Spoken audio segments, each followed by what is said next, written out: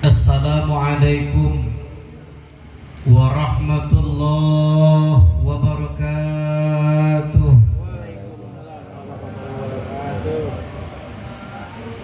Biar semangat sekali lagi ya Pak ya. Masih semangat Pak? Oh, iya, mau semangat. Ngaji harus semangat. Li afdhalis salam. Assalamualaikum warahmatullahi wabarakatuh.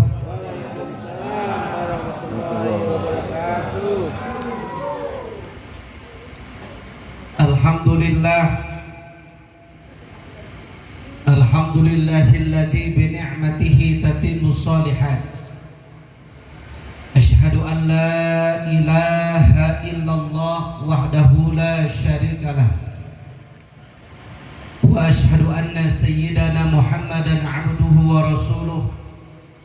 Allahumma fassalli wa sallim wa barik ala sayyidina wa maulana Muhammadin sallallahu alaihi wasallam wa ala alihi wa ashabihi al-kirami amma ba'du.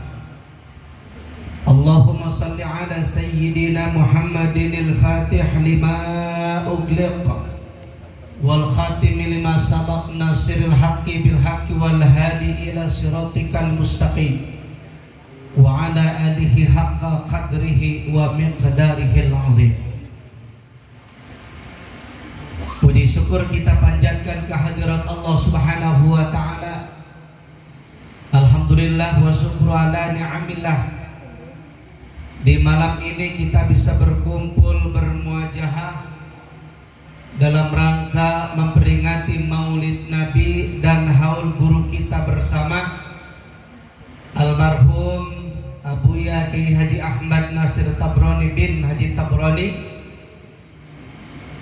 beserta segenap keluarga Sohibul Baik yang sudah meninggalkan kita. Semoga arwah diterima oleh Allah Subhanahu wa taala dalam keadaan min husnil khatimah. Amin ya rabbal alamin. Salawat dan salam semoga senantiasa Allah limpah curah kepada baginda Nabi besar Muhammad sallallahu alaihi wasallam beserta segenap keluarganya, para sahabat, para tabi'in, para tabi'un tabi'in, para ulama, para fuqaha, para zu'ama, dan termasuk kita insyaallah Allah takdirkan kita mendapatkan syafaatul uzmah nanti di yaumil qiyamah. Amin ya rabbal alamin. Subhanallah yang senantiasa kita muliakan. Sudah disebutkan oleh MC tadi, oleh para pembicara sebelumnya, para abuya, para pimpinan baik itu Majelis Ulama Indonesia, Kecamatan Bantar Gebang, para guru-guru, para kiai, para abuya. Subhanallah. Sebetulnya saya tulis di handphone tadi, cuma kalau di absen lagi ini sampai jam berapa kira-kira Pak? Insya Allah tidak mengurangi takzim dan hormat saya kepada para kiai, para abuya, para guru, para asatid semua yang hadir, dan juga disampaikan pula tadi oleh ketua yayasan, kemudian oleh anggota dewan kita, dan juga ada calon dewan juga ada ya Pak ya. Ini semuanya kita calon Pak, bener nggak? Calon apa? Calon mati ya. Kita semua calon. Namun kita doakan calon-calon kita ini yang membacakan aspirasi rakyat tadi mudah-mudahan dikabul Allah Subhanahu wa taala. Kita doakan semoga yang pertama yayasan peninggalan almarhum, semoga senantiasa Allah berikan kelancaran, Allah berikan manfaat untuk umat, supaya umat bisa belajar di yayasan ini, menimba ilmu manfaat untuk dunia dan akhirat. Hadirin yang dirahmati Allah Subhanahu wa taala,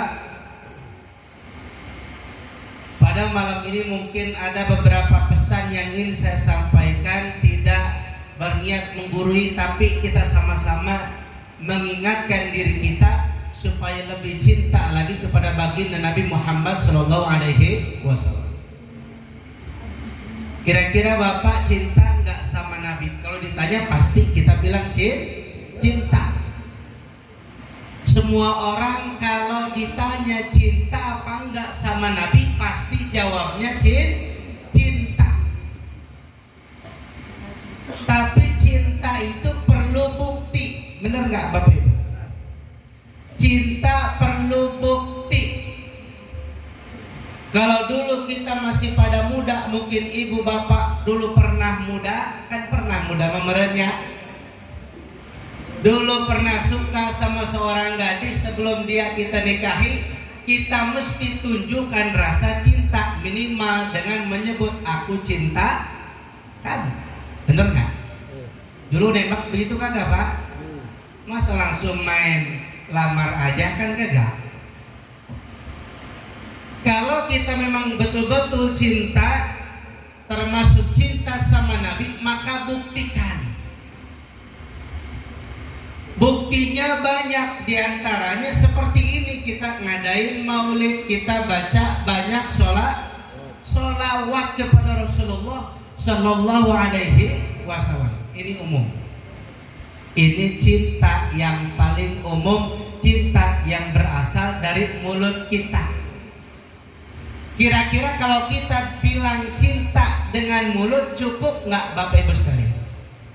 Perlu bukti lain nggak? Perlu. Kalau dulu kita mungkin main ke rumah calon bini kita, bahasa sekarangnya mungkin ngelancong, apa ya? Gitu ya. Itu kira-kira kalau cuma datang doang nggak pakai bawa-bawaan, kira-kira enak kagak kita ngelancong begitu? Lah kagak enak, bener nggak Bu? Nggak, iya.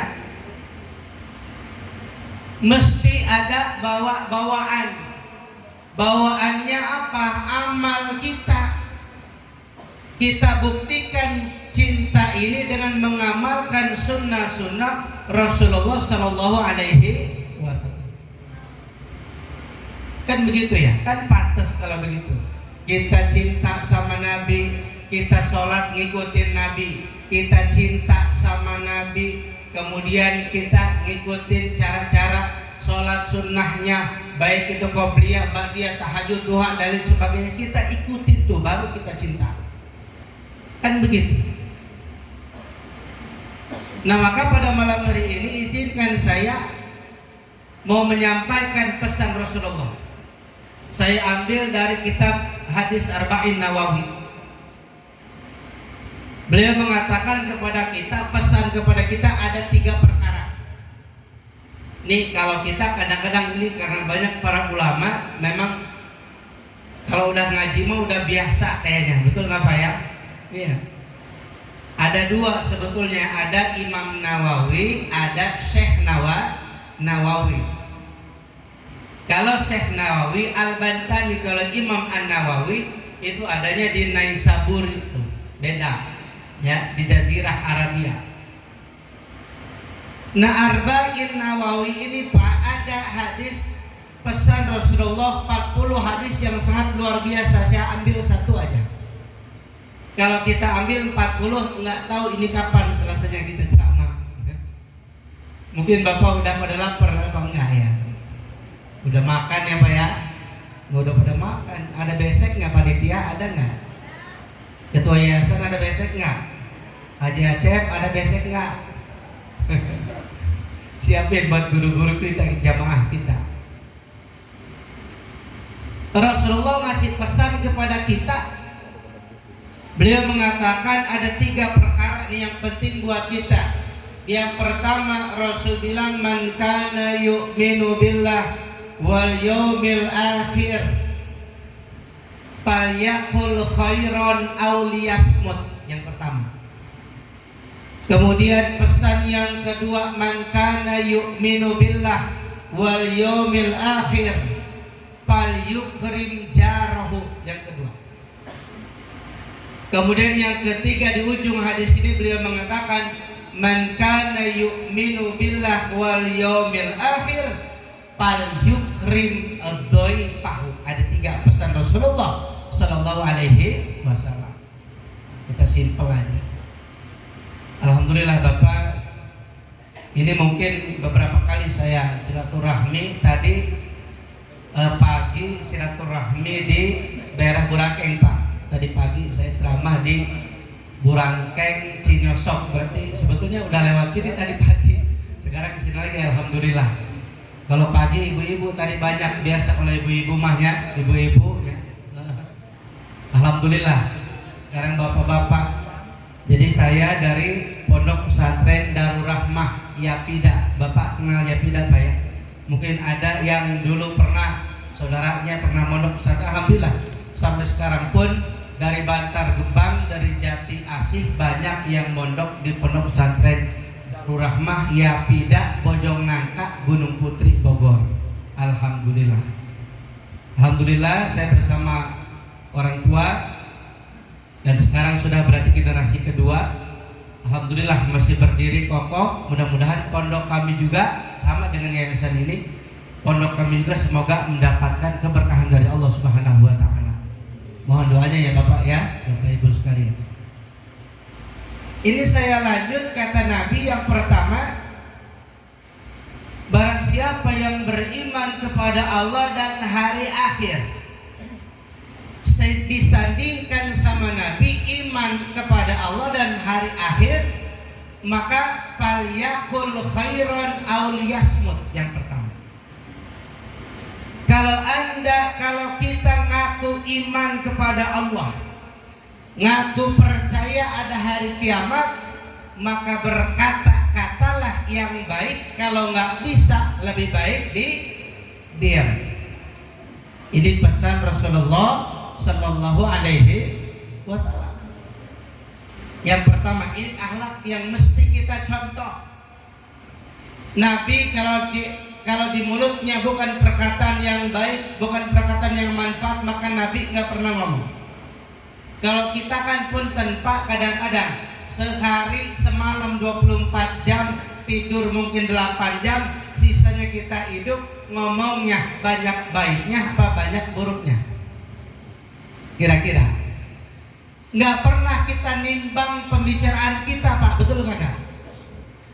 Kata Nabi, kalau kita nggak bisa ngomong yang baik, nggak bisa ngomong yang manfaat, nggak usah ngomong, kata Nabi, lebih baik diam. Kalau kita kan punten nggak pernah kita mengukur ini kira-kira hari ini kita banyakkan ngomong yang baik apa yang kagak, atau banyakkan ngomong yang ngalor sama ngidul. Itu uplok itu bapak-bapak kalau sudah kumpul di pos ronda 2 jam ngomong itu kuat benar nggak Pak? Benar kuat. Kalau giliran ngaji itu setengah jam udah usar-usar aja. Bener nggak? Kalau udah giliran ngaji aja, apalagi pengajian bapak-bapak, makanya ya kalau di kampung saya Pak, di Bojong Nangka di Sanding 1, kalau ngaji bapak-bapak nggak pernah lebih dari sejam. Mulai pengajian MC, kemudian tahlil, kemudian ceramah, jam 9 beres. Bener nggak? Karena kalau sudah lebih dari jam 9 udah usar-usar aja tuh bapak. Itu kalau ngaji Pak. Kalau dengar yang baik-baik kita cepat bosan, emang itu godaannya.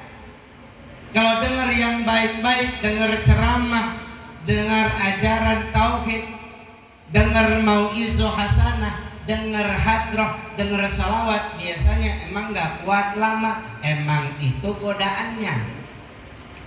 Dalam kitab Marokil Ubudiyah disebutkan, Syekh Nawawi Al-Bantani beliau mengatakan setan itu iblis itu punya anak 9 anak iblis punya ismun wa amalun, punya nama dan punya fungsi masing-masing.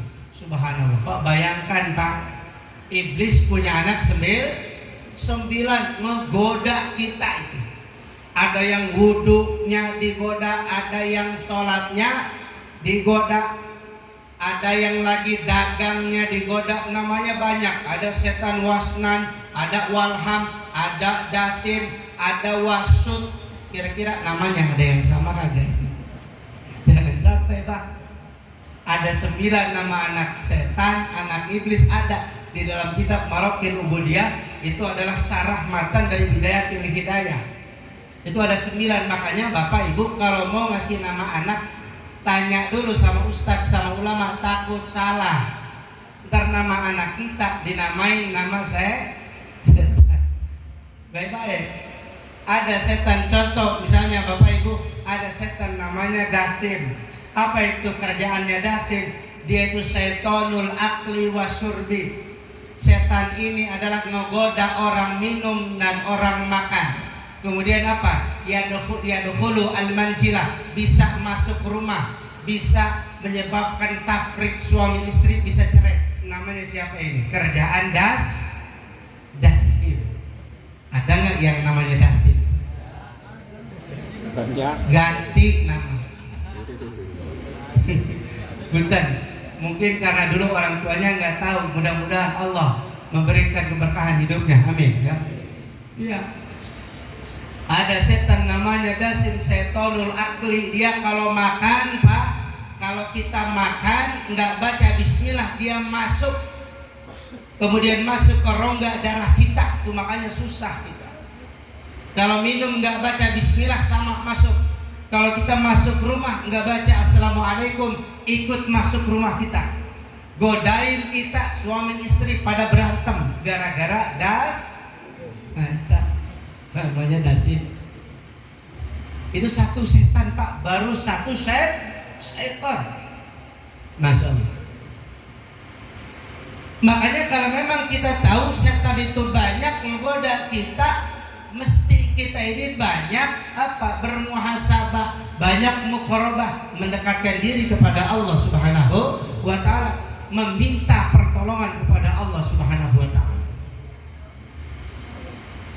Jadi yang pertama tadi pesan Nabi, kalau kita nggak bisa berkata-kata yang baik, maka lebih baik kita diam, nggak usah banyak omong. Punten Bapak, kalau bisa saya tanya, yang banyak omong itu biasanya bapak-bapak atau ibu-ibu? Yang banyak omong itu biasanya ibu-ibu. Ngaku itu, walaupun cuma sedikit ibu-ibu tapi ngaku. Di dalam teori dikatakan kalau perempuan paling paling pendiamnya perempuan itu sehari semalam ngomong 12.000 kata. Itu paling pendiamnya perempuan. Segitu diamnya. Paling cerewetnya laki-laki, ada teorinya ya, teori psikologi ini mah. Paling cerewetnya laki-laki biasanya dia ngomong paling tidak 6.000 kata sehari semalam. Itu laki-laki paling cerewet. Tetap banyakkan perempuan yang pendiam, benar nggak? Bapak kalau di rumah biasanya nih ya, cerewetan bapak apa ibu? Nah, biasanya cerewetan ibu. Ada nggak yang cerewetnya bapak-bapak? Ada Bu? Ada. Waduh, pantesan ibu kurus kering itu ya, suaminya cerewet. Ada suami cerewet? Jarang Bu, jarang. Biasanya laki-laki mah diam, kalau marah juga diam, bener nggak Pak? Iya, kita mah banyak diam ya. Soalnya kalau kita marah kemudian disautin sama bini, kalah kita sama bini kita, bener nggak? Lah iya, tuh bener pisan, banyak yang ngahut itu. Yang pertama pesan Nabi, kalau perkataan nggak ada manfaatnya lebih baik diam. Kemudian yang kedua kata Nabi apa? Man kana yu'minu billah wal yaumil akhir, maka barang siapa yang beriman kepada Allah dan hari akhir, fal yukrim jarahu, maka muliakanlah tetangganya, orang-orang yang hidup di sekelilingnya, ya. Wal jari jil janbi wal jari jil janbi wal junub, kalau nggak salah dalam Al-Quran ada itu. Tetangga yang paling dekat pintunya sama kita, atau tetangga yang sedikit agak jauh pintunya sama kita, muliakan. Caranya bagaimana Ustaz muliakan tetangga? Mudah Pak. Di punten zaman sekarang banyak nih terjadi tetangga sama tetangga musuhan, banyak nggak? Benar nggak? Tetangga sama tetangga musuhan itu kadang-kadang bini kita ikut kepo, tetangga lagi berantem bini kita nguping aja, tetangga lagi berantem sih, nguping tetangga lagi berantem. Kalau nggak musuhan, tetangga beli sepeda baru udah mulai panas, tetangga beli motor baru panas dingin, tetangga beli mobil baru dikompres kepalanya. Kenapa nggak bisa ikhlas sih Pak?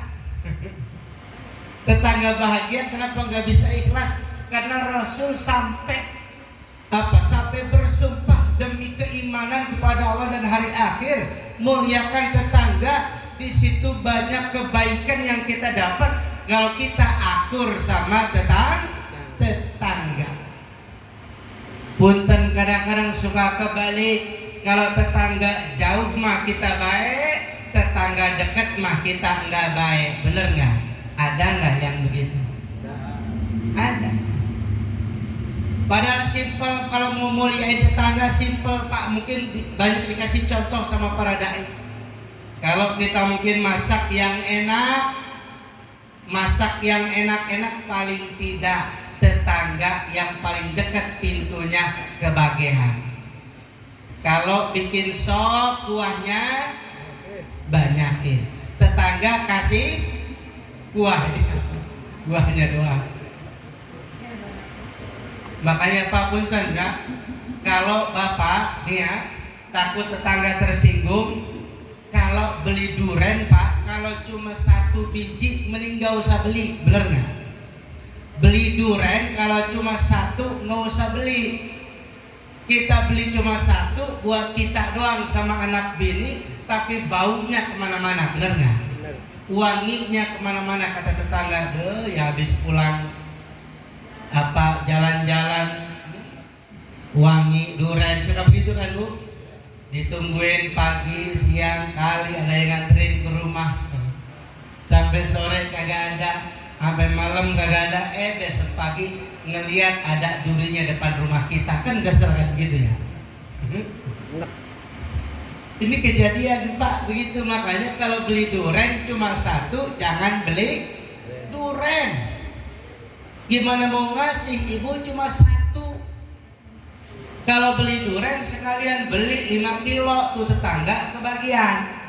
Atau kalau mau kebagian semua bikin apa tuh? Bikin oblang ya? Bikin tuh bagian tuh, kuahnya banyakin. Lagi-lagi tetangga kasih kuahnya. Kuah lagi baik. Jadi perkara tetangga ini dicontohin sama Nabi kita. Kenapa Nabi Ibrahim alaihi salam disebut dengan Khalilullah, Abul Anbiya, bapaknya para nabi, kekasih Allah Subhanahu wa taala? Karena beliau itu pernah ngasih kita contoh. Kalau kita baca di sirah Nabawiyah, Nabi Ibrahim punya kebiasaan kalau sudah masuk waktu makan, seluruh pintu rumahnya dibuka. Nabi Ibrahim alaihi salam pintunya Pak ada 4. Semuanya pintu depan semua, belakang, depan, kanan, kiri. Kalau rumahnya kotak, orang Arab itu rumahnya kotak, rumahnya besar. Samping kanan, samping kiri, depan, belakang. Kalau sudah masuk waktu makan, Nabi Ibrahim buka pintu rumahnya. Siapapun yang lewat ditawarin makan. Nabi Ibrahim alaihi salam. Kira-kira kita sudah bisa belum nyontok Nabi Ibrahim Pak kalau makan? Jam 12 ya, waktu makan tiba, pintu rumah kita buka. Yang lewat tukang keliling, Mang sini, makan dulu. Udah makan belum Mang? Makan. Ada yang lewat tukang es, baru makan. Ada tangga kita lewat, udah makan belum Pak? Makan lebar. Ada nggak yang begitu di sini?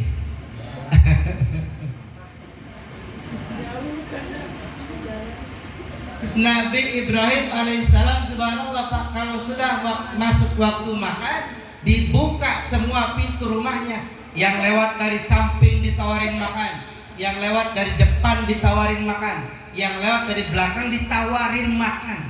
Sedekahnya itu gampang. gampang banget kalau mau sedekah makan. Kalau kita makan kebalikannya Bapak Ibu, kalau sudah masuk waktu makan jam 12, pintu tutup rapat, kucing suruh keluar semua. Benar? Sampai kucing diusir Pak. Tega banget. Itu contoh buat kita, paling tidak itu iktibar buat kita, iktibar sebagai pelajaran buat kita. Begitu indahnya akhlak para Rasulullah Shallallahu Alaihi Wasallam. Jadi yang kedua, muliakan tetangga dengan cara yang mudah saja tadi yang saya contohkan, mungkin Bapak Ibu tahu semua. Kemudian yang ketiga, yang terakhir, kata Nabi, barang siapa yang beriman kepada Allah dan kepada hari akhir, fal yukrim dhaifahu, maka muliakanlah tamunya. Muliakan tamu. Paling tidak kalau ada tamu yang datang, minimal air putih mesti keluar dari rumah kita. Kalau ada tamu yang datang, air putih minimal, syukur-syukur airnya ada warnanya, warna hijau, warna merah, subhanallah, itu udah mulia banget berarti. Makanan dikeluarin semua, subhanallah. Ada yang nanya, Ustaz, yang datang ini tiap hari, ini mah datang mulu ke rumah saya, tamu bukan. Ini mau datang mulu tiap hari, ngajak ngewangkong, ngajak ngobrol. Ada nggak yang begitu? Itu juga tamu muliain. Nih air putih, besok datang lagi. Nih air putih, kasih aja nggak apa-apa. Terus dia kayak ikan mujair dia. Subhanallah. Ini tamu itu agung Pak, tamu muliakan. Di balik memuliakan tamu ada keberkahan dari Allah Subhanahu wa Ta'ala. Subhanallah, hadirin yang dirahmati Allah. Mungkin izinkan saya memberikan pesan yang terakhir. Ini saya teringat ayat Al-Quran dalam surah Al-Hajj kalau tidak salah, inna yaumakum indallahi ka'alfi sanatin mimma ta'udun, kata Allah. Bahwasanya inna yaumakum indallahi, singkat saja, sesungguhnya satu hari, ya. Mengapa kita mesti banyak begini-begini nih? Banyak ibadah, banyak kumpul, banyak baca salawat.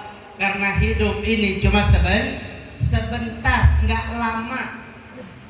Hidup cuma sebentar, nggak lama. Yang kekal nanti di akhirat. Hidup yang sebentar ini mesti bermanfaat.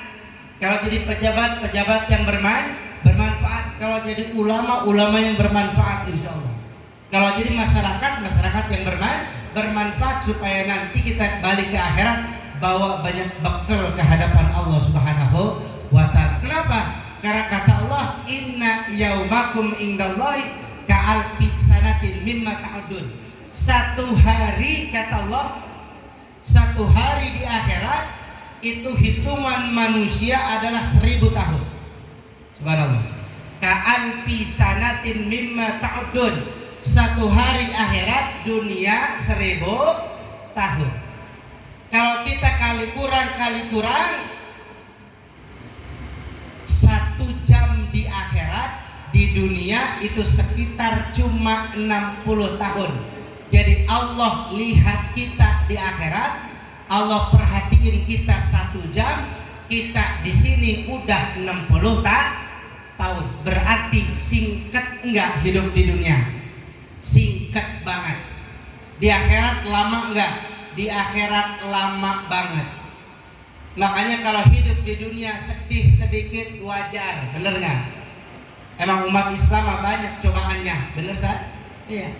Sedih sedikit wajar, kurang dikit wajar, kurang harta dikit wajar, bener nggak? Coba nikmat yang paling besar harta apa iman, Pak, Bapak Ibu? Nikmat yang paling besar harta apa iman? Nikmat yang paling besar adalah iman dan Islam. Harta, kalau di dalam kitab para ulama, kalau dirinci oleh ulama, harta adalah nikmat yang ke-8 di antara 12 nikmat. Harta yang ke-8. Cuma kadang-kadang orang lebih condong nikmat yang pertama itu adalah harta, alias duit. Benar nggak Pak? Nikmat yang paling besar iman apa duit? Nikmat yang paling besar iman apa duit? Bu, duit penting gak? Dengar baik ya, malu. Yang paling besar nikmat iman, maka nikmat iman ini mesti kita jaga supaya ke bawah nanti ke akhirat. Umur kita subhanallah nggak lama umur kita, cuma sebentar. Baina sitin wa sab'in, umur umat Nabi kalau nggak 60 itu 70 beres. Makanya yang sedikit ini kita manfaatkan, mendekatkan diri kepada Allah Subhanahu wa taala. Yang jadi pejabat mudah-mudahan jadi pejabat yang amanah, amin. Yang jadi ulama mudah-mudahan jadi ulama yang amanah dan manfaat, amin. Jadi masyarakat, insya Allah masyarakat yang senantiasa membela umat dan bermanfaat untuk umat, amin ya rabbal alamin. Karena sudah malam, hapunten bapak-bapak, silaturahmi saya tidak terlalu lama. Mudah-mudahan ini menjadi bagian daripada silaturahmi kami dengan keluarga almarhum Abuya Haji Ahmad Nasir Tabroni bin Haji Tabroni, Ketua Yayasan yang saya hormati, yang tadi sudah sambutan, kemudian Bapak Haji Aceh, kemudian Bapak Ki Haji Romli, kemudian aparatur pemerintahan, kemudian Ketua MUI, subhanallah, dan semuanya hadir, masya Allah, luar biasa. Semoga ini menjadi pintu keberkahan bagi kita semua. Pada malam hari ini kita mendapatkan maghfirah dari Allah Subhanahu wa taala. Bi barakati ummil Quran al-Fatihah. A'udzu billahi minasyaitonir rajim. Bismillahirrahmanirrahim. Alhamdulillahirabbil alamin. Arrahmanir rahim. Maliki yaumiddin. Iyyaka na'budu wa iyyaka nasta'in. Ihdinas siratal mustaqim. Siratal ladzina an'amta 'alaihim ghairil maghdubi 'alaihim waladdallin. Sadaqallahul adzim. Ini saja. Astaghfirukum. Wassalamualaikum warahmatullahi